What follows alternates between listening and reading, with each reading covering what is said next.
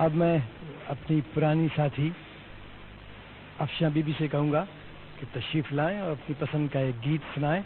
बल्कि बात चूंकि दोस्तों की हो रही थी, तो दोस्ती ऐसा नाता जो कभी एक छोटी सी गाया करती थी, आज हमें सुनाएं।